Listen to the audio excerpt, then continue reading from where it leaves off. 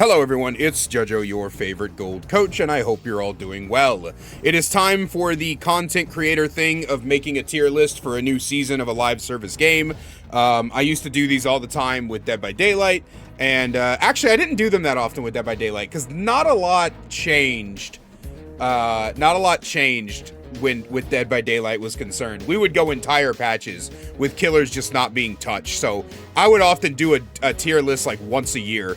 Or like once every like 6 months or something like that, because not much would fundamentally change. So with that being said, it's been a long time since I've been playing Overwatch, and I just came back in January. So this is all an ex coach's opinion and a gold player's opinion. So take it all with a grain of salt if you must. But you guys know how a tier list works. So let's go ahead and jump in and start off with the tank. First off, we got Doomfist. I think that Doomfist is honestly a solid B. The problem with Doomfist is the problem that's always been with Doomfist, even going all the way back to DPS Doom, is that he's a very feast or famine character. You basically are only really doing a lot on Doom if you either one-trick him or you play him a ton. I think the problem with tank Doom, which is specifically just my personal issue, is I don't think they ever should have removed the uppercut. I don't like his empowered punch. I'm going to do an entire video on blocks in the tank role and why I hate them and why they need to go away, but the TLDW of it is, I hate abilities that force a tank to just stand there like a doofus getting shot at. And that's exactly what Doomfist's block is. It's a dumb ability. They can do so much more to give him survivability that isn't, hey, you hyper mobile character, stand in the middle of the open and get shot at so that your punch does more than tickle the enemies. I unironically think Doomfist needs buffs and probably a rework. I don't like the empowered punch. But unfortunately, because so much of Doomfist's lethality is gone, and you're relying so much on your team, or you're relying on the enemy team to be hyper grouped up to get a lot of value, and he doesn't have the same mobility as, for example, Ball, I think he's just not as good. He's average. He's average, and that's not a bad thing. Next up is D.Va. I don't think there's ever been a singular time in Overwatch history where D.Va wasn't super fucking strong. Even during GOATS meta, you would play D.Va as one of the 3 tanks. She's got incredible mobility. She's got incredible survivability. She's got very big lethality. She's a very powerful character, always has been. They have never nerfed her into the ground. They've tried to give her a bunch of nerfs in the past, and it really hasn't changed much. And I'm not saying it's a bad thing. I do not think that D.Va needs to be nerfed any further. I just think she's a really good, strong, solid character. She's got some counters that you can swap to, and she's got ways to deal with her, baiting out the Matrix and, shooting her from the back and demeching and all of that other good stuff. Next up is Domina, which is our first S tier of the list.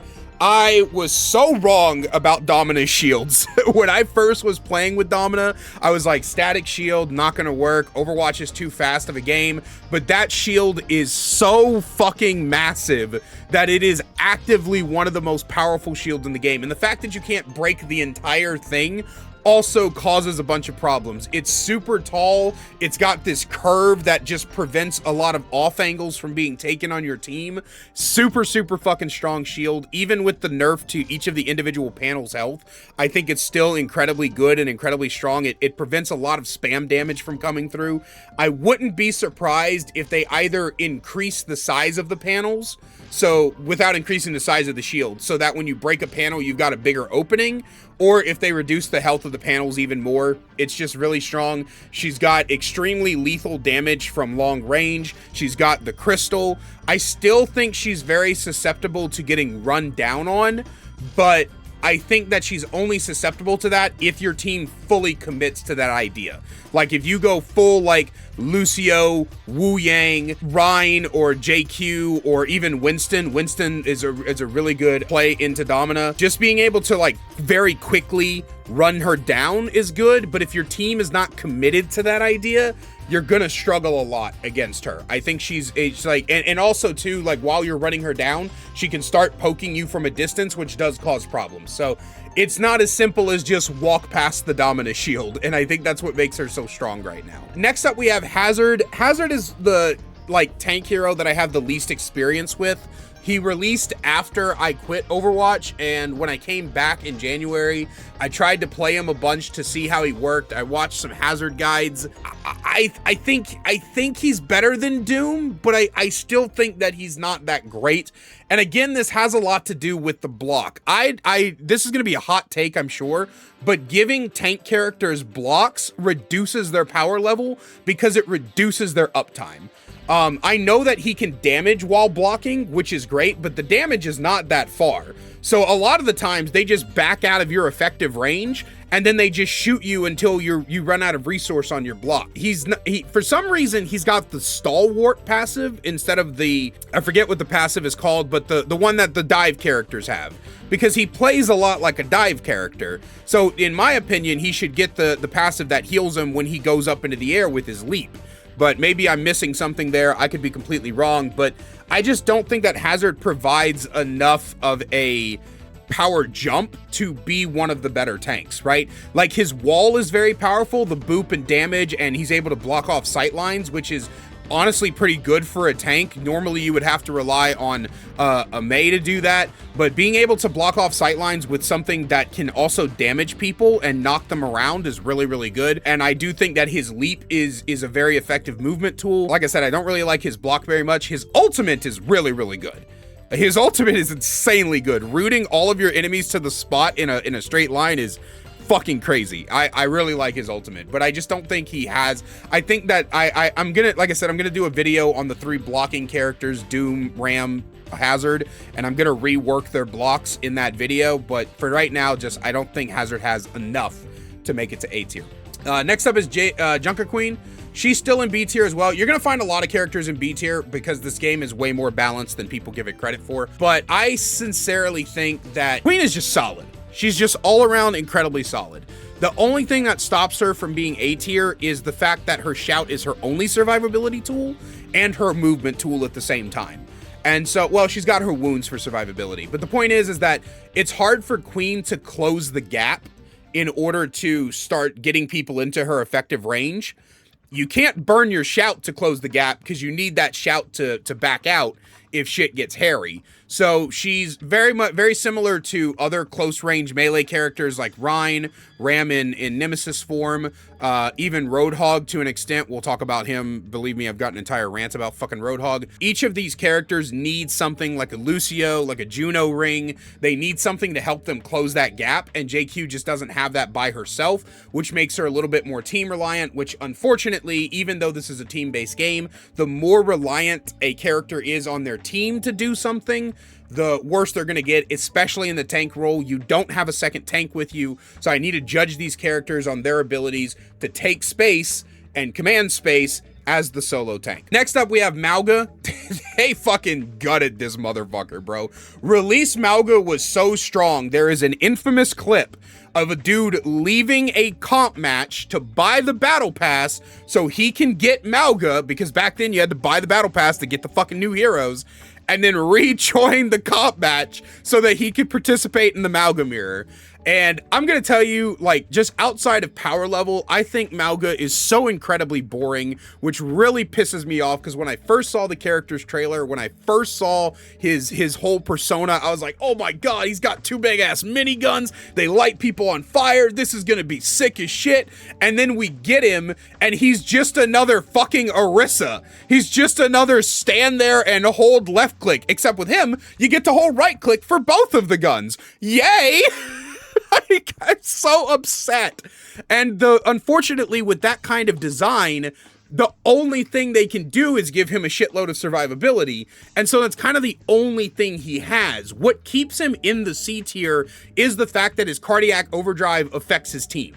So when he activates his cardiac overdrive, his team also gets the healing buff, and that allows them to also help themselves stay alive, assuming they know how to hit their fucking shots. So I think that that's probably the only thing keeping me from dropping him into D tier, because other than that, he just provides nothing. He provides nothing but a big bag of health, and he can light people on fire. Like, he's got some pretty decent long range potential.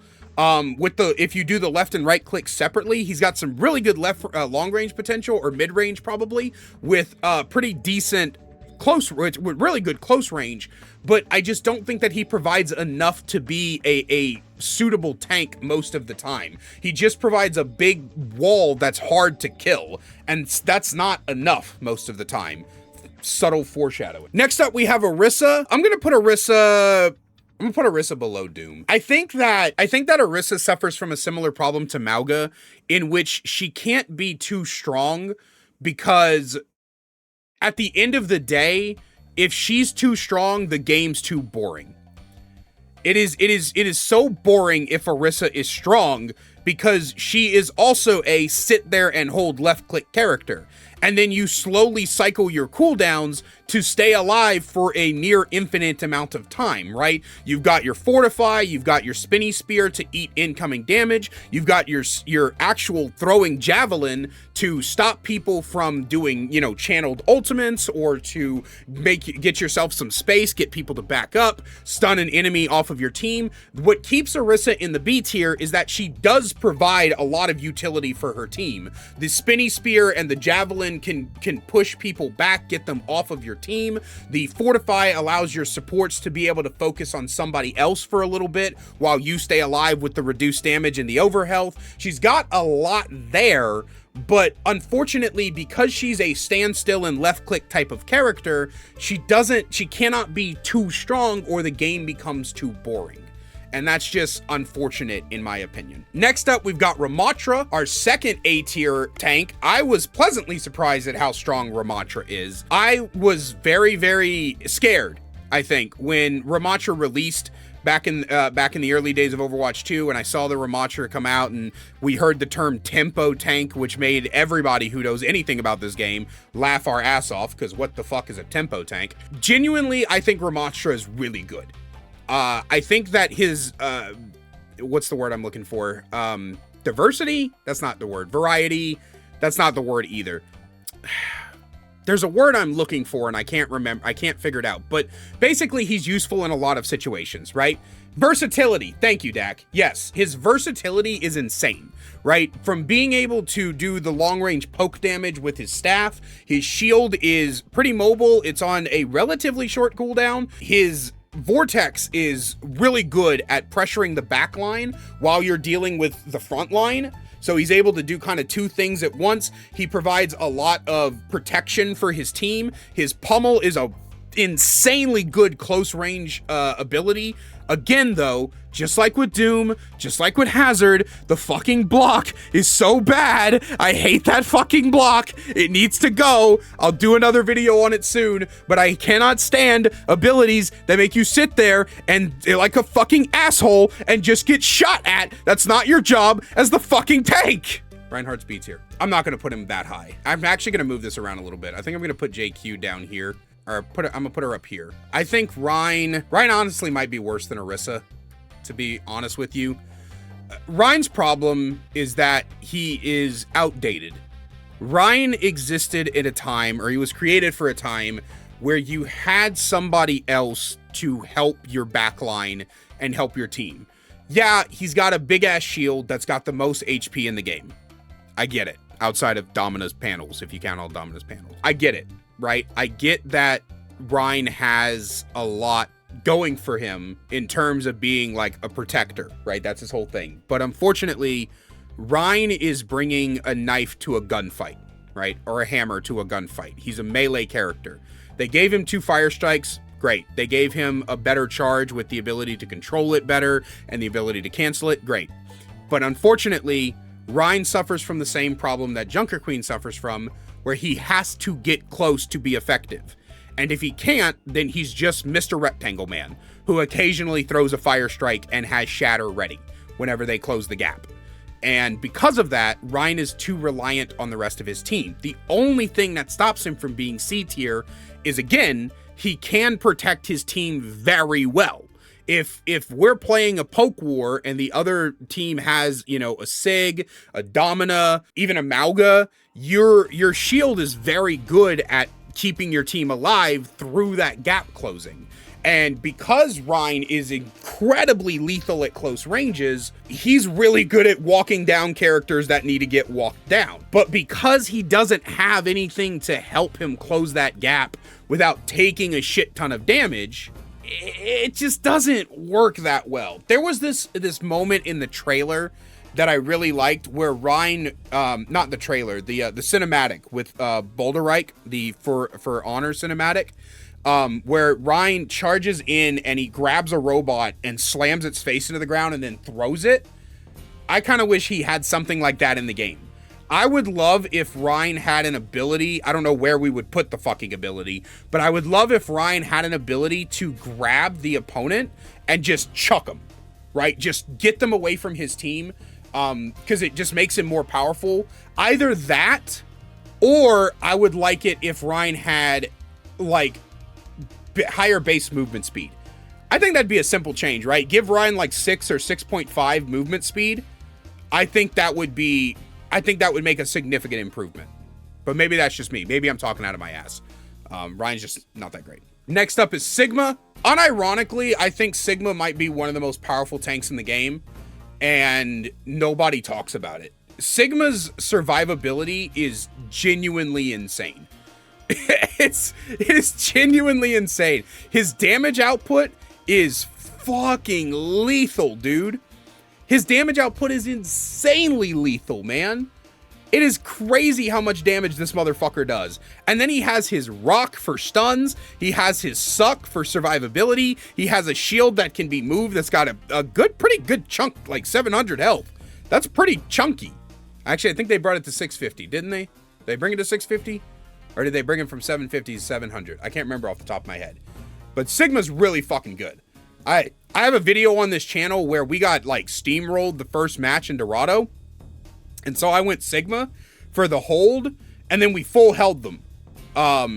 Like, they couldn't push it past the choke because I was playing Sigma, and it was impossible. They just couldn't kill me. They didn't kill me the whole second round. What holds Sigma back, I think, actually, we're going to put him below D.Va. I think what holds Sigma back is his ability to dive targets and really, really get them out of there. But if people try to close the gap on Sigma, they're going to find themselves in a bit of a sticky situation the same way that when they close the gap on Domina. Domina just has more lethality, which puts her in the S tier. But Sigma's pretty close. Sigma's incredibly close. I hate this fat fucker, dude. I hate him so much. He's not F tier, he's D tier, but I hate him. I hate Roadhog with a fucking burning passion. I genuinely think Roadhog needs a full rework. I get it. Blizzard loves their fat guys with hooks that pull people in. I don't mind the hook. What I hate is that the hook is the only part of his fucking identity. What is Roadhog outside of that goddamn hook? He's a big bag of health to get shot at that never fucking dies because of his take a breather. Woohoo. He doesn't do anything. He does absolutely nothing for his team. Unlike Mauga, whose cardiac arrest at least provides some kind of utility for the team, Roadhog is not a feast or famine like Doomfist. He is just straight up famine. Even if he is consistently landing his hooks, that thing's on an 8-second cooldown, man. That thing, it takes a long time to come back. It is genuinely so, he's so useless. He's so useless as a tank. Now, this is not an open invitation for you to flame your tank player for going hog, but Roadhog demands resources from his team. Roadhog demands resources for his team without providing anything for his team in return. Now, if you're, there's like a Roadhog main on TikTok that I really like, who's like mastered all of these techs for yanking people around corners and shit like that. That's cool. But again, it's on an 8-second fucking cooldown. It takes forever. 8 seconds is a lifetime, dude. In Overwatch, 1 second is enough to get you killed. And all you have is a fucking huffing copium to fucking stay alive? Dude, I'm sorry. I can't, bro. I can't with this fucking character. I wasn't here when they reverted his rework with the pig pin and all of that shit.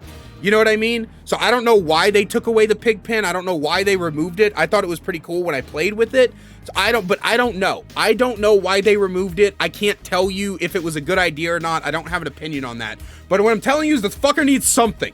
He needs something else. He needs something to be helpful to his team. He needs a way to command space that isn't just, look at me, I can be shot and never die. Oh, what's that? I'm gonna throw a hook at you. And the hooks become so fucking predictable that after a certain rank, I'm convinced it becomes even harder to fucking land the hooks. He's just trash. He's just garbage, man. Only thing that stops him from going in the F tier is he's got survivability. If he didn't have the take a breather, or if the take a breather wasn't as effective, he would be F tier. Because then he would just be a hook. He would just be a body with a hook. And if you exactly what War said in the chat. Hook, fail hook, become a non-threat. That's exactly what Roadhog is, bro. Holy shit. Next up is Winston. I unironically think Winston is very powerful this season. Very, very powerful. I think that his new perk, the Shocky makes you move faster, is incredibly strong. I think that the meta being based a lot around Domina, Sigma type of comps makes him very strong. Ever since they removed the Tesla cannon penalty for shooting armor, he's also way better in the D.Va matchup. I think what holds a lot of Winston players back is not understanding how to dive properly. You know what I mean? Like, you're not supposed to leap into the enemies and drop your bubble and all this. You're supposed to walk into the enemies from high ground that you've leaped up to when your leap comes back so you can leap out. He's just very strong. He's very, very strong. Maybe it's the main tank player in me from back in the 6v6 days, but he's also one of my best heroes personally. He's part of my hero pool, and he's incredibly, incredibly good. I think that people, if you want to win this season as tank, Winston is probably the right choice, like at least 75% of the time. Next up, we have Wrecking Ball. Everybody knows that Wrecking Ball is my favorite tank to play, but unfortunately, I got to put him in B. But he's high B. I think he's high B, probably bordering on A tier. What stops Wrecking Ball from being in the A tier is he needs follow-up. Wrecking Ball can cause a lot of disruption, a lot of chaos in the backline. He can be a gigantic pain in the ass, and that's kind of his job. It's cool to get kills with, you know, like a fireball, pile driver, track them on the way down with your guns combo, but most of the time what you're doing is making the enemy team not be allowed to play the game. And that is one of the most fun things, in my opinion. I love it. I love, like, coming in from an off angle, rolling through 3 people in the back line, making them go, what the fuck was that? And start spinning around looking for me, rolling off to a health pack, coming back in, pile driving the supports, making them turn around to me, all while my team can capitalize on the distractions that I'm making. Ball is the ultimate look at me tank, and that's why I find him so fun. I think that the problem is that in the metal ranks, most players don't know how to play with a ball or against a ball, right? People see the ball, they insta-lock. Cassidy, Sombra, they're like, oh my god, we gotta counter the ball now. And then they fall over because they're missing all their abilities. I love Ball. He's good. I think he's good with dive compositions like Venture that War just put in the chat. You know, your Genjis, your Ventures, your Tracers. But he's also good if your team has a more static mid-range. So like if you're running with, like, say, an Emery or a Cassidy, and you also have a Mei or a Reaper on your team, where Reaper's really good because he's dive, but like a Mei, JakeRat, but then you also have either Emery or Cassidy. You've got your supports kind of healing up, and then you've got like a Wu Yang, a Zen, a Kiri, or an Ana to help keep you alive as Ball in those times where you can't get to a health pack in time. I just think he's really good, but his reliance on his team following up on what he's doing is what holds him back, right? Every tank above the A tier can be a solo carry. They can just walk in and fuck your entire shit up, right? But Ball has to have follow-up. He has to have someone follow up on his engagements. If he doesn't, then his engagement was wasted and nothing comes of it. And that's kind of what keeps him from being A tier. Finally, we have Zarya. It's hard to get a read on Zarya because she's banned almost every game, but I think it's for a good reason. I think that once you understand bubble management with Zarya, which is kind of very easy to understand, don't bubble unless you're almost halfway to another bubble, right? Or if you have one up. Zarya's ability to enable her DPS carries are insanely good. This is like a pseudo solo queue tier list. I mean, you have to do it that way, Dak. Most people don't have duos, and even if they do, their duos are probably just as bad as they are. But Zarya is, in my opinion, Zarya is a very good enabler. So if you got a really good DPS carry, you know, you've got one of those crackhead Genjis, or where she at, Vendettas, or even if you got like a really good Anran or a good Echo, you bubble them, help them. She can, you know, do her. Why is Mercy in the DPS category? What the hell's going on here? Now I gotta sing the alphabet. Hold on. A, B, C, D, E, F, G, H, I, J, K, L, M. There we go. Okay. Anyway, once you understand bubble management, Zarya is stupid good. And hey, J2, thank you for the lurk. Zarya is stupid good. And I think that a lot of people heavily underestimate Zarya because of the fact that they don't understand bubble management. Once you know bubble management, she becomes a fucking monster. And she's very hard to deal with. And so between her being able to protect herself, protect her team, cleanse people, have very high lethality, the only thing stopping her from being like up here with D.Va and Sig is she's slow. She's very slow. You can use her right click jumps to make her faster, but you're probably not doing that in the middle of battle. Although you might be one of those psychos that picks the knockback perk and then just fucking right clicks your feet into the face of a Mercy and just fucking belts her. I don't know, bro. You might turn Zarya into a dive character, and there's some tech I don't know about, but that's where we have Zarya at. Moving on to the DPS role, we've got a new character, Anran. I would put Anran in B. I think that I have a lot of fun with Anran. I'm honestly thinking about adding Anran to my hero pool, along with, I play a lot of Ashe, Cassidy when I play main DPS, and then when I play flex, I play a lot of Reaper, and I used to play a lot of Tracer, but I've been enjoying Vendetta, of course, but I've also been learning Genji, which has been pretty fun. But anyway, I really like Anran's playstyle. You know, kind of poke from a distance as you close the gap with your fire, take these really obnoxious off angles, and then when people try to come to you, you just dash out, right? Or if you're able to get in close to them, so you light them on fire, you fan them a bunch of times, get a pick or two, and then you dash out. Her dash being both controllable and able to go through the enemy team means that you could battle around a health pack, take some damage, dash through someone to the health pack, dash back out, or you dash into, dash into the health pack, dash back out. I survive a lot on Anran. It's very hard to kill an Anran who understands how to use her tools. Just a little thing out there to all my fellow gold ranks, stop using her E for damage. Please stop. Stop using her E to excuse your bad aim. I kill so many Anrans on the enemy team whenever I'm playing, like, literally anybody, because they'll just dash into me and then instantly pop their E so they can get that free little burst of damage. And I'm like, what the fuck are you doing? And then so I just melt them because you see where she's going to come back after the E is over. Please stop that. It's driving me nuts. But I think she's got pretty good survivability. What stops her from being A tier is I just don't think that her damage output and her kill potential is that high. I think that she's more of an enabler DPS. In other words, she causes a lot of small bursts of tick damage, which allows your team to have, you know, good opportunities to follow up. Next up is Ashe. Ashe is kind of running the meta right now as a main DPS. She's so good. The only places I don't play Ashe are on Control and Flashpoint. I literally play her everywhere else. It's very difficult to counter an Ashe with her long fall off.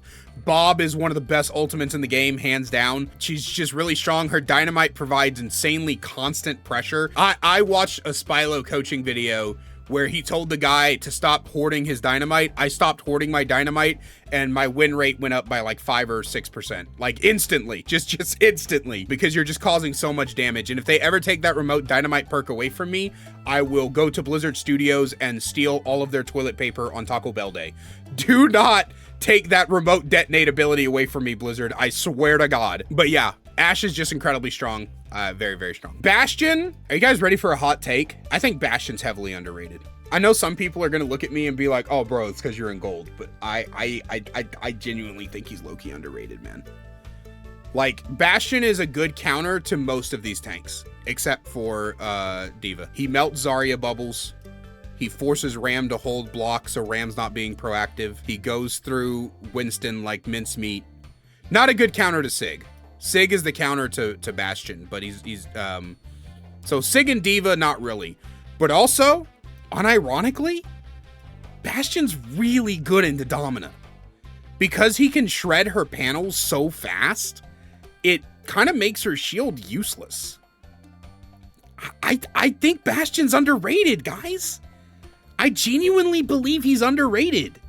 Like, I know it's like a meme, haha, the gold ranks, you know, the metal ranks think Bastion is good, but even back in the day when metal ranks thought Bastion was OP because he had the infinite turret form, I knew he was shit because he dies to coordinated play. But honestly, if you pick Bastion, you stick with your tank and your tank's able to protect you really well, he's a menace. He's a fucking menace. I genuinely think he's underrated. Next up, we have Cassidy. Cassidy. Do I put Cassidy in A or do I put him in B? This is kind of hard. Because if I put him in A, he's going above Bash. But if I put him in B, he's going to be the best DPS in B, hands down. You know what I mean? I think that I'm going to put him above Bastion. I think Cassidy's hinder is so strong at countering dive compositions. Obviously, that's what it's there for. But also, like, his perks give him way more versatility than you would think. Like, his Silver Bullet and his new heal roll ability are actually interchangeable depending on what you're playing against.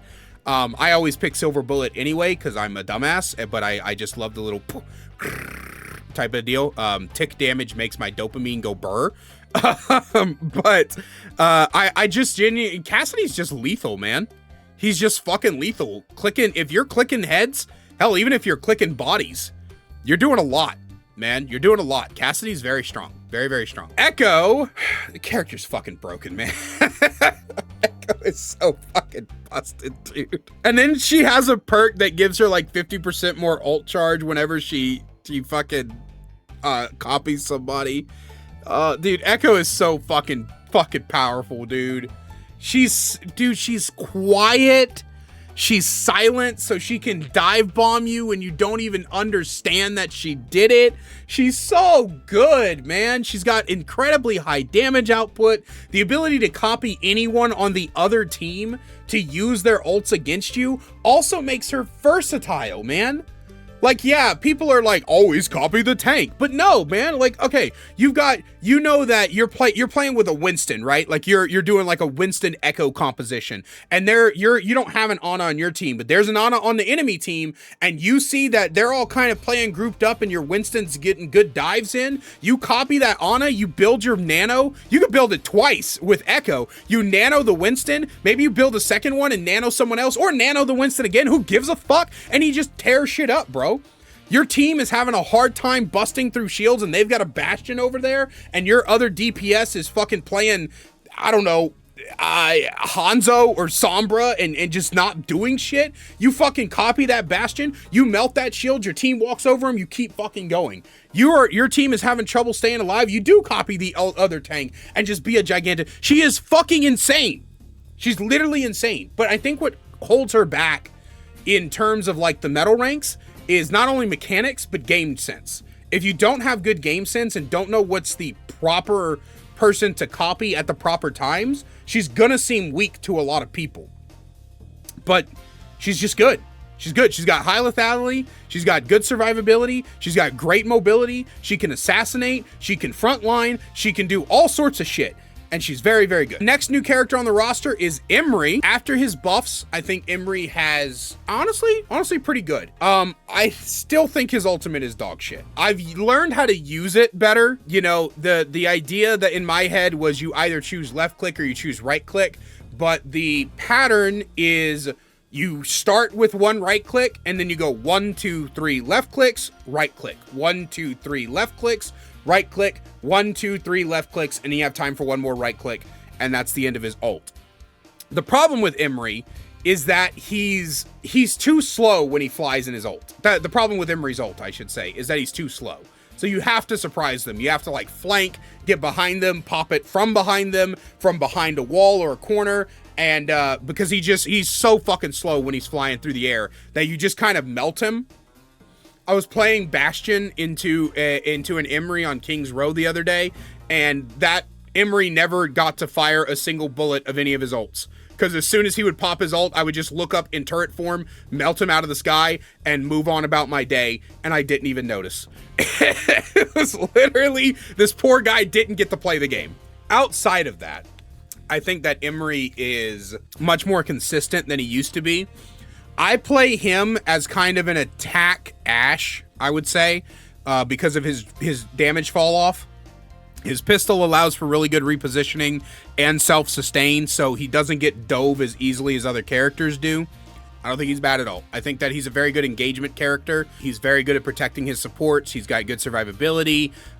He's meant to be played in the middle of the back line and the mid-range line, I think, and so I think that's really good. Next up is Freja. Freya's just a DPS machine, man. Alfie, thank you so much for the 22 months. I appreciate that. Thank you so much. Hey everybody, Editor Kaiser here. I did not realize at the time, but I got distracted by the sub alert, and then I was getting a message about something else that had to be taken care of, and I completely forgot to describe why I think Freja goes right below Ashe. So, like I said in the clip, Freja is a DPS machine, and she's just very powerful. She's very, very good at doing long-range, huge bursts of damage, and her hypermobility makes her hard for anybody to get on top of her.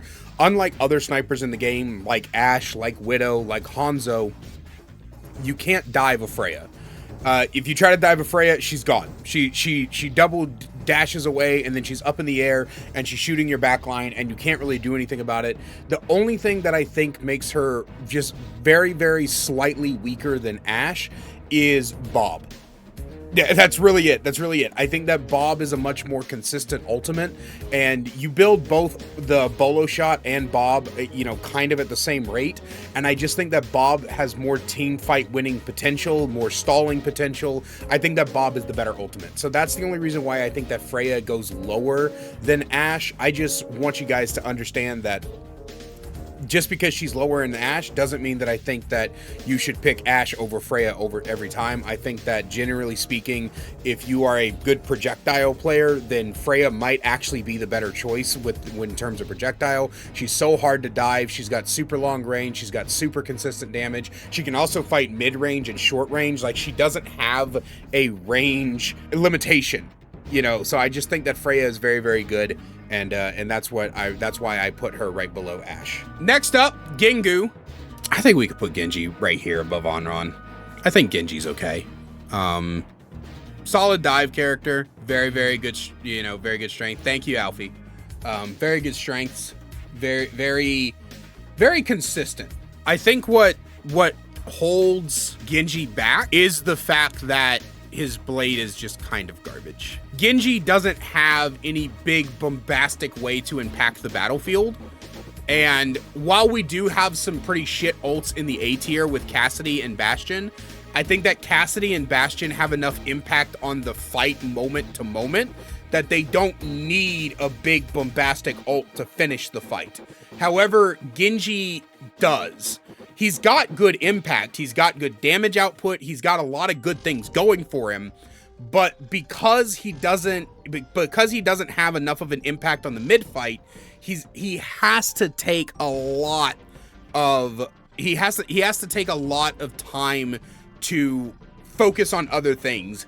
And you almost never blade without either, honestly, already winning the fight or having something like Nano with you. Blade is just too weak, and he needs something. I think Blade needs a buff. I think Dragon Blade needs a buff, like, unironically. Everything else about Genji is kind of fine, but if we're not gonna, like, buff his shuriken damage or something, which I don't think we should, I think that Blade needs a buff. Hanzo. This is so weird.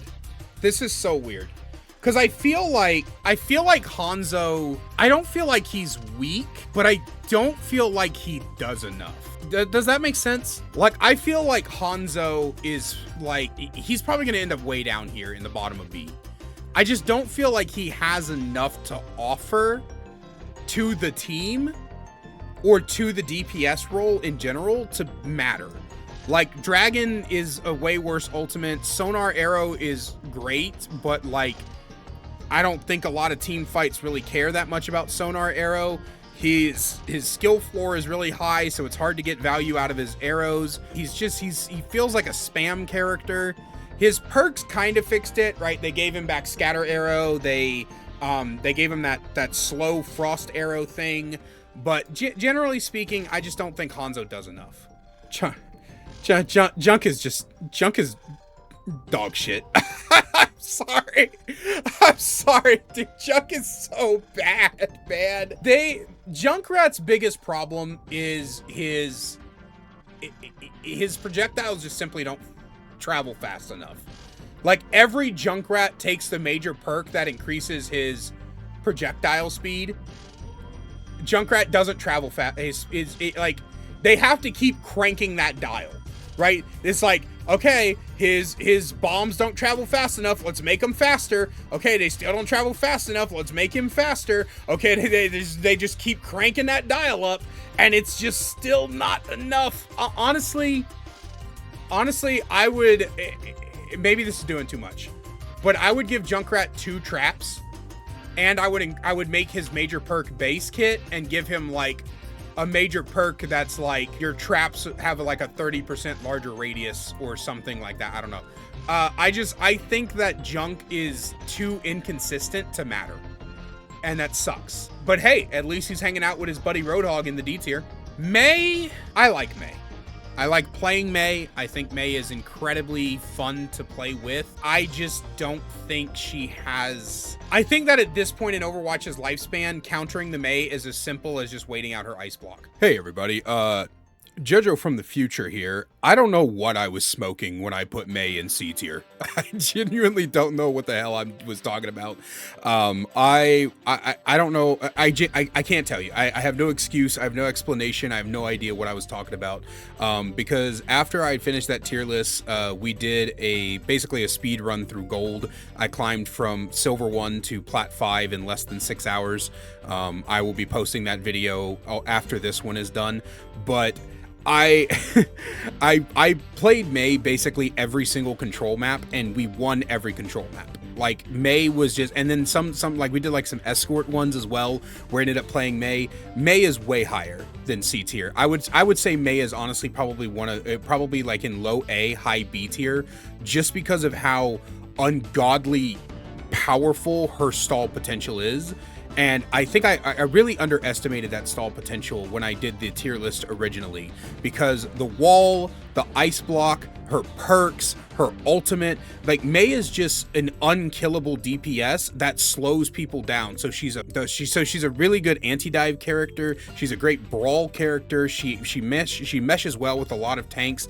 And so yeah, I don't know what I was smoking putting her in C tier. She's not C tier. She is like I said, high B, low A tier. She's very, very strong and definitely one of the heroes in my hero pool as I'm starting to climb through the ranks. So yeah, just wanted to stop in a bit. What's this tier list for? It's power level, Ambrosia. What I consider to be power level. And I'm separating him by tank, DPS, and stuff. So like, I don't necessarily think Imri is weaker than Reinhardt. It's just Imri's at the top of the DPS in B is how this is set up. I think that Pharah is just too easily dealt with in today's day and age.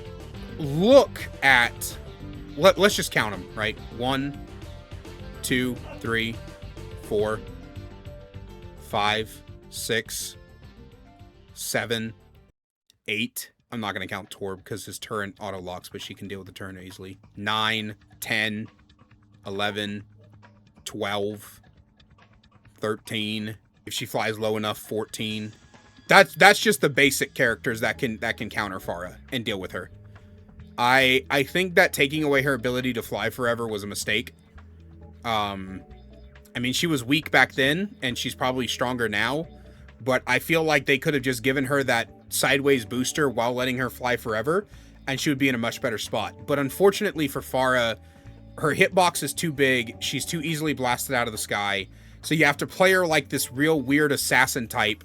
She would almost play like an Echo, except she makes too much fucking noise. So people hear the rockets, they turn around, blast her out of the sky, and then she doesn't have anything, right? Whereas with Echo, she's silent. So she sneaks up behind you, sticky bombs you, beams you, and then flies away, and your entire team turns around and they're like, what the fuck happened? You know what I mean? I just don't think Pharah has enough, man. I low-key think Reaper's underrated. I don't know what they did to his teleport, but it's quieter now. And I genuinely think Reaper is underrated. One of my favorite things with Reaper currently is how much less damage I have, but more kills, because Reaper kills people so fast before they have a chance to react. And I think that's like the best part of Reaper and the best part of his kit. And I feel like Reaper's John DPS to you. No, that's Soldier 76.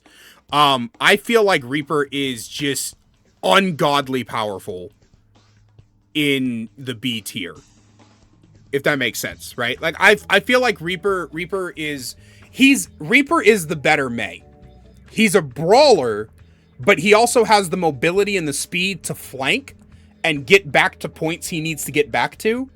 And so you can play frontline Reaper, you can play flank Reaper, you can play ambush Reaper, you can play assassin Reaper. There's all these different types that you could do with Reaper that I think that a lot of people are just underestimating. But I think what holds him back from being too high in the B tier is the fact that he's just not tanky enough.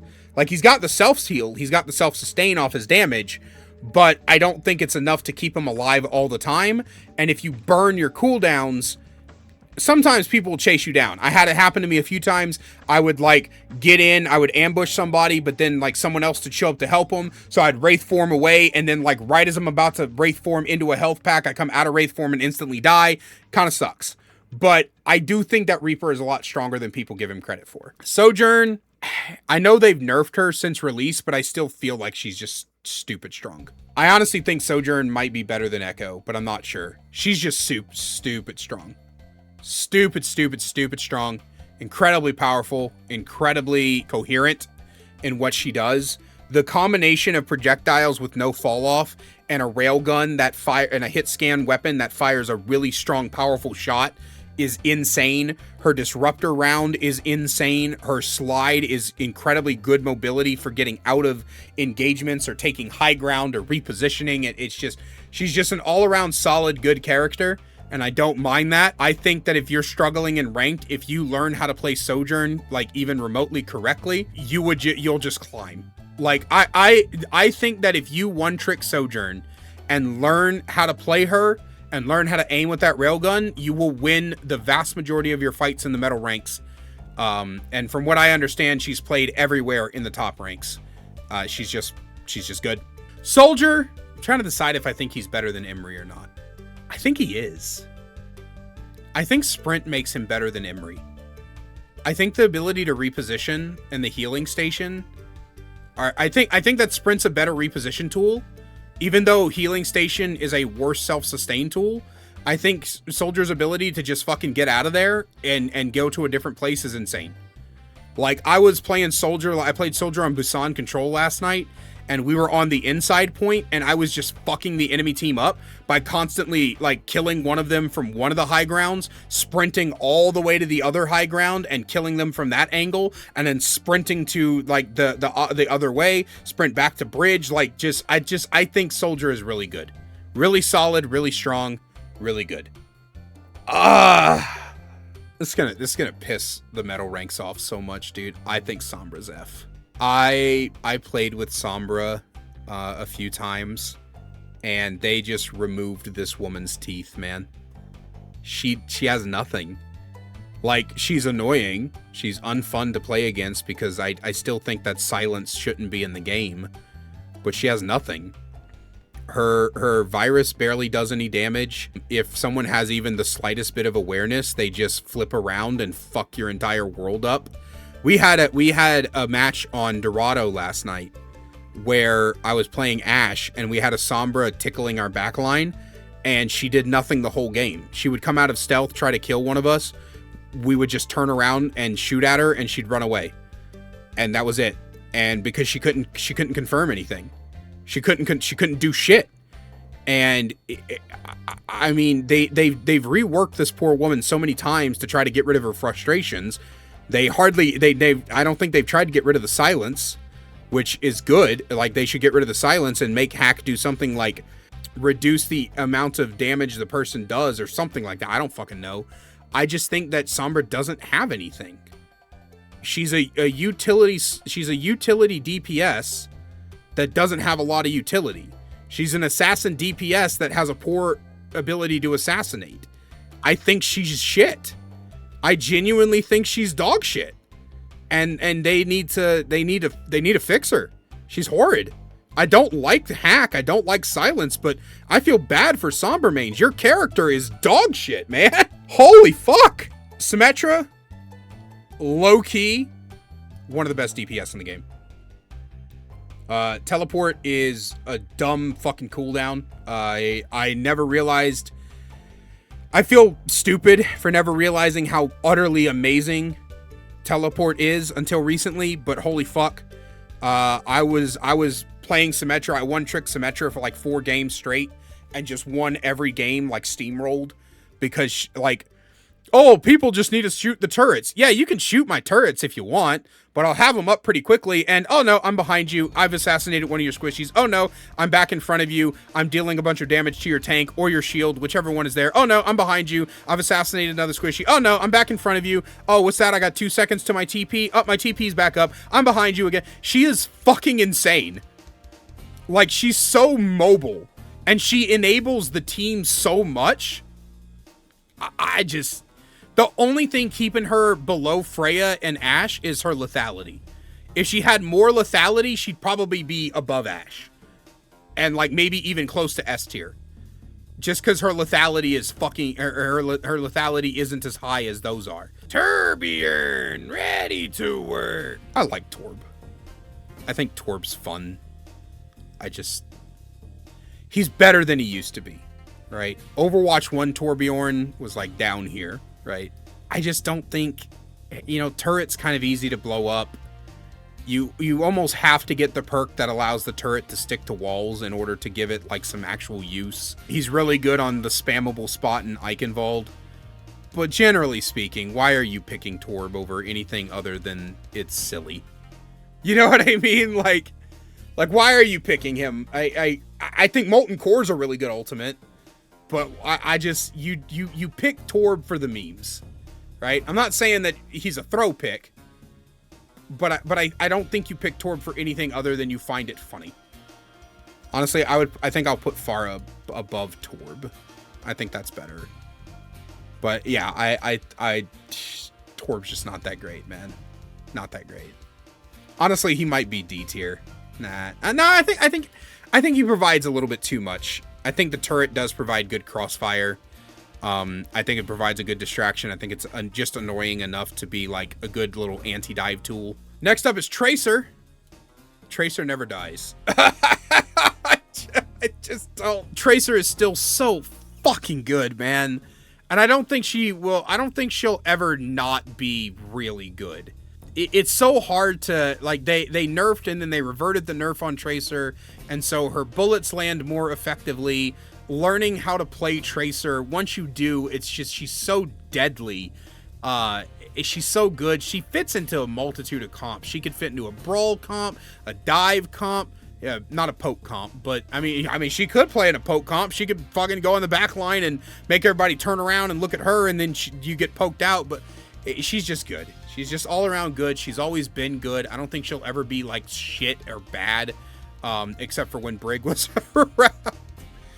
Release Brig, the monster. Yeah. Venture, that's about how I feel about Venture. I think Venture has a lot of potential. I'm gonna be honest. I think that their cooldowns are too long. You could probably bring both of the cooldowns from 8 seconds to 7, and it'll probably be a lot more consistent. But I think that 8 seconds is just a little bit too long, and it kind of destroys their lethality a bit.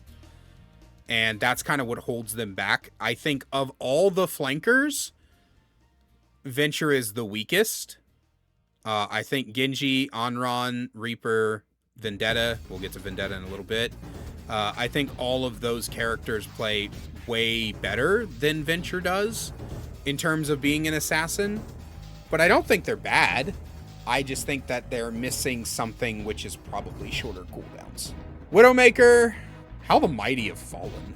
Slightly better than Hanzo. I'll tell you guys a story. I was playing on Hollywood, and there was this Ashe Sojourn that was being really a gigantic pain in the ass.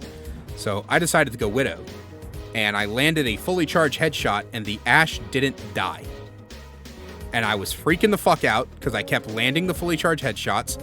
The Ashe would get down to 1 HP, she would get life gripped or Suzu'd or healed up to full, and then I couldn't kill her, and I didn't know what was going on. And it turns out that while I was gone, they gave Widowmaker the sniper fall off. So you can headshot a squishy, and if they're far enough away, you don't kill them. Okay, I guess.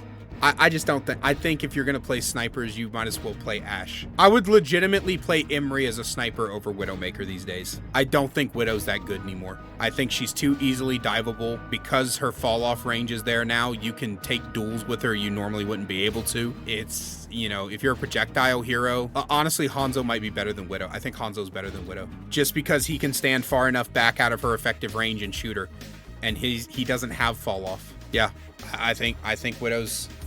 I think the only thing that saves Widow from being in the C tier is that the fall off range is far enough that you can still use her in sniper comps and on sniper maps. But I think that the counterplay is now back up and throw projectiles at her, and that feels bad, man. Feels bad. Whether you think it's a good change or not. The last of our DPS and the last of our S tier DPS is Vendetta. This character might honestly be broken. I'm not kidding you. A lot of people, including myself, have made the comparison to DPS Doom. Like, oh, DPS Doom is back, but I don't think DPS Doom had the lethality that Vendetta does. I genuinely do not remember DPS Doom being this lethal, this easy to dive with, and this survivable. I remember specifically with DPS Doom diving in, getting 1 pick and instantly exploding.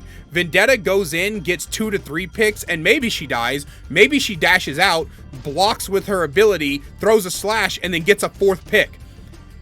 I am not a good mechanical player. I can pick Vendetta and perform well. And that's kind of sad. All you need is basic understanding of how dive characters play, and Vendetta becomes a monster. That is so hard to deal with. And I don't know what they could change about her. You know, it'd probably take some Vendetta mains to offer some suggestions. But she's honestly busted. Vendetta is honestly fucking busted. Holy crap. Moving on to supports. We have Miss Ana. Just always going to be a top tier support, I think. I think Ana will always be one of the best supports in the game. Sleeping anti-nade in terms of util is just so strong. Hi, Baxter. I genuinely believe that in order for Ana to not be at the top of A tier for supports, they would have to completely dismantle her kit. Baptise, I would also put an A. I think Baptise is very strong, very solid. Regenerative bursts and immortality field are amazing util. Keep your teammates alive. Keep them alive for a very long time. His burst shots are very strong, so he's got decent DPS output, which is, you know, always something good to have on support. I often go back when I'm against, we need a hit scan, and Ana is feeling a little bit too sluggish for me. So yeah. Brig, obviously not the monster she used to be, but still very good, very solid support. I think a lot of people don't play Brig correctly. They don't understand how to play Brig. They want to play Brig like they play Reinhardt, and so they think that Brig is super weak because they just rush in and they start swinging, and it doesn't do anything for them. They can't, it doesn't help them because she's not that way anymore. She's a support character now, and so you play her like a support, but you play her like a healthy support.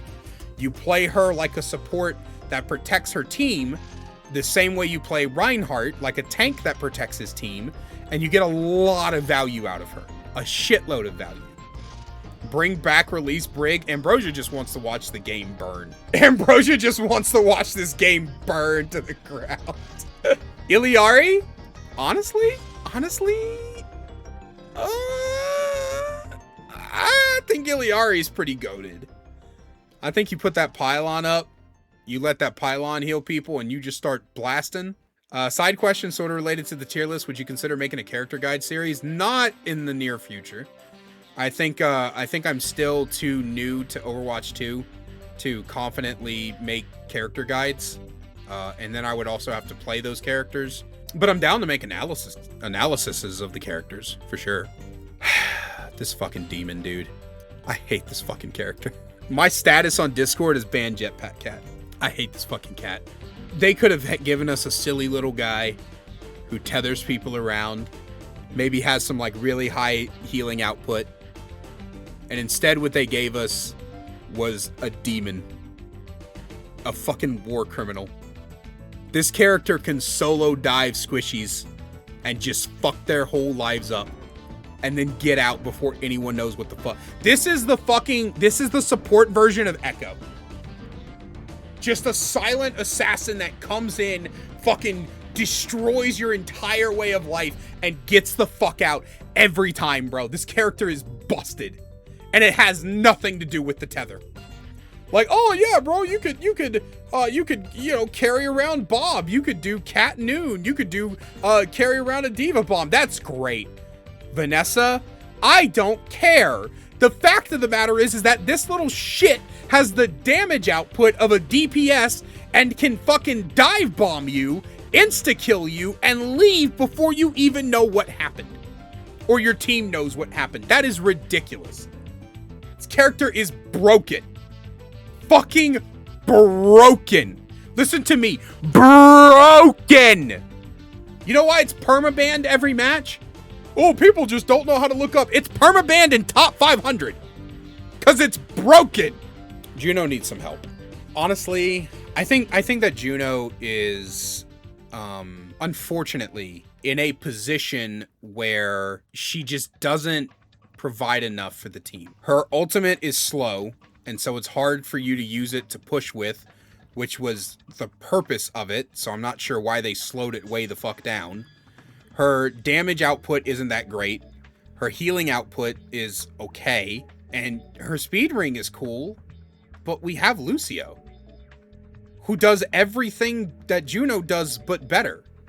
His beat is an engagement and a defensive tool instead of just an engagement tool.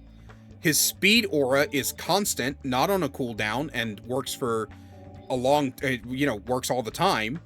His assassination capabilities are amazing and through the roof. His ability to get from one part to another so he can constantly support his team being split is amazing. Lucio does everything Juno does, but better. Question why she's in the game sometimes? She's in the game to sell skins. I'm sorry. This is just a skin mule. And she does not have the power to back it up. They need a buff her somehow. I don't know how. I don't play enough Juno to tell you how the buff needs to happen. But they need to give her something. Because she's honestly kind of garbage. Kiriko, I mean, what did you expect? Able to take aggressive off angles. Suzu is like the at least the third most powerful cooldown in the game. The single most powerful cooldown in the support category. It's absolutely broken and rage-inducing. TP is really good for her to be able to reposition well. Her kunais do a shitload of damage. Her healing of Fuda is pretty good. I mean, what do we expect? Kiri is Kiri. Kiri's strong. She's always been strong. She's going to continue to be strong. You know, it's Kiriko. Why does Lifeweaver exist?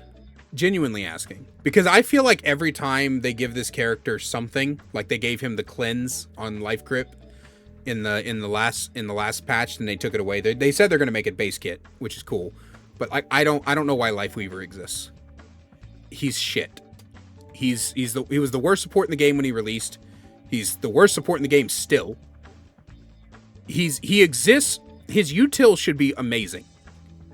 And it kind of is, but it doesn't do enough. Like, okay, so Lifeweaver is a main support, right? So your main supports are Lifeweaver, Mercy, Lucio, and your main supports are Lifeweaver, Mercy, Lucio, Wu Yang, and Brig. Why would I ever play Lifeweaver over any of the other main supports? Even Mercy's damage boost does more for the team than Life Grip and Pedal Platform. Like, I genuinely, and honestly, I don't know what to do about it. Lean more into his util, give him a second Pedal Platform. You know, they're making his Life Grip cleanse, which is great. But, like, then what? You know? Oh, I got my team to high ground. Okay, now what? You're going to fire those pathetic little thorns out that barely do anything? He doesn't even, when he released, he had something called Parting Gift, where when he died, there was a seed that people could pick up to heal. All they had to do was make it to where the enemy couldn't pick up that seed, but instead they just got rid of it altogether. Like, every good thing this character ever gets taken away from him. I'm sorry, but like, why would I ever fucking play Lifeweaver? I get it if you like flamboyant, handsome, sexy men. Then you main him. Sure, I'm down. I got it. I'm good. Peg me with those flower petals, daddy. But the point is that in terms of strength, he's just not good enough. Lucio, barely not in the S tier. I mean, just barely. I think that, honestly, I'm not suggesting they do this. I'm just saying that if his speed boost gave just like a slight more amount of speed, like 0.5, maybe even a full meter per second more, I think he would be S tier. I'm not saying do that. It's not what I'm suggesting. But I think outside of the S tier, Lucio is the best support in the game. I mentioned it earlier when we were talking about Juno, but I mean, Lucio's got dueling potential. He can protect people. He can get from one end of the map to the other. He speed boosts your entire team back to the point faster. His sound barrier is both a defensive and an offensive tool. Lucio's just good, man. He's just really good. I just think he's a little bit too slow to be an S. I'm not saying he's too slow overall. I'm saying he's too slow to be an S. You pick Mercy for res and maybe Blue Beam and people and simplicity. That's it. That's it. You pick her for res and Blue Beam. She's a very simple character, which there's nothing wrong with that, but she's very weak. And she's no longer the monstrous pick she used to be. She's got a very similar problem to Sombra and even Roadhog, where she's weak, but she's annoying, right? It's annoying to have a Mercy res somebody you just killed. It's annoying to have her flying around at Mach 10 and very hard to hit. But annoying doesn't mean strong. And that's why I can't put her higher than D. Mizuki got some pretty decent buffs. And now that I've had more time to play with him, I don't mind putting him in B. I don't mind putting him in B at all. I think that Mizuki is... I think that his kit is at odds with his purpose. And his purpose is to take cheeky little off angles and then reposition with his paper doll. You know, you shift in, you do some damage, you shift back out, or you take an off angle, you hit them for a little bit, and then you shift back to your team when they need you. Binding Chain, probably the best CC in the game for supports outside of Sleep Dart. And even Sleep Dart, I think, isn't as good as Binding Chain. No, I'd say Sleep Dart's better, because Sleep Dart cancels channeled ultimates. But Binding Chain is pretty close to Sleep Dart in terms of power level. It's really good. It lasts a long time.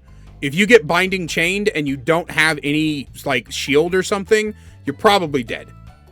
You're probably dead. Really, really good. I just think he's not in the A tier because I still think he doesn't have enough. I think that if we gave him... I think, honestly, making his ultimate absorb enemy projectiles no matter what would be good. It's 6 seconds. If it was a defense matrix, both outside in and inside out, I think it would be probably one of the best support ults in the game. Give him that, and then make his aura 15 meters instead of 10, and I would probably put him in A tier. Hands down. Yeah, I think that's what he needs. I do damage with purple. I heal with yellow. That's it. That's it, man. Honestly, shit, she might be worse than Lifeweaver. At least Lifeweaver can save you with a good fucking life pool or a pedal platform. Moira can't even do that. Moira's got the best raw healing output in the game, and that's it. That's all she has, man. She has no utility for the team. Her damage is okay, but it's not nearly good enough to matter. she's got huge amounts of healing, but who cares? Like, raw healing has never mattered in Overwatch. People will be like, oh, the new 30% passive that reduces healing output makes Moira even weaker. She's always been weak. Because, like, in the metal rank, she's strong. Because people don't know how to just shoot the bitch. And they don't, like, everybody takes a bunch of spam damage for free. So she gets a lot of value. She builds coalescence really quickly. Because your tanks don't know how to use cover. You know, she doesn't, you know, tanks don't know how to use cover in the metal ranks. So she builds coalescence pretty quickly. Coalescence is a decent ult, you know. But, like, I genuinely think that Moira just... hot take. I thought Enfeeble Orb should have stayed. Enfeeblement Orb that they gave her on Overwatch 2 release where they tested it out, I think that should have stayed. Because otherwise she has nothing. Moira is John Overwatch. Not John Overwatch, John Hero Shooter. She heals a lot and she does damage. And that's all you get from her. And she's got an escape tool. And that's it. She has nothing. She provides the team with nothing. She provides herself with nothing. She is shit. She needs something. I don't know what. Maybe Enfeeblement Orb back. But she needs something, dude. Something, man. Wu Yang? Tell you something, I like me some Wu Yang. Probably hands down my favorite support to play. Hands down. I think Wu Yang is really, really good. Really strong. He's got good healing output, massive damage, good escape tool, helps the team really well. His ultimate is way, way, way more versatile than I think every support ult in the game. I don't think a single support ult is as versatile as Water Shield is. I don't know the actual name for it. I'm sorry. But I think it's great, man. I think Wu Yang. Honestly, I put Wu Yang above Bap. I think the only thing holding Wu Yang back from being like Ana Lucio level is he doesn't have as much util. He's just basically got some really like raw, like very high raw power potential. Like he can protect your team really well. Really well. So yeah, I think Wu Yang's really, really good. Zenny Max goes honestly right behind Brig's a pretty good spot. Discord Orb is still so fucking strong. Discord Orb is still so fucking busted, man. I don't think you guys understand how fucking good Discord Orb is, man. I don't think you get it, dog. Discord Orb is so good. It's so strong. Such good util. Really, really love Discord Orb, man. I really love it. It's amazing. I think that Discord Orb is just so good, and genuinely, I don't know what else to say.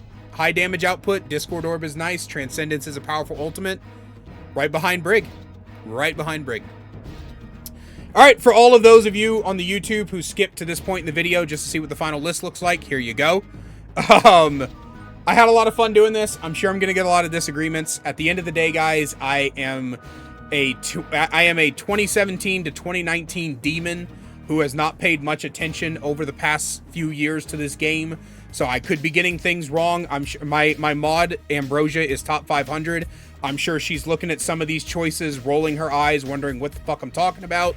So, you know, leave your disagreements in the comments, but, you know, try to keep it civil.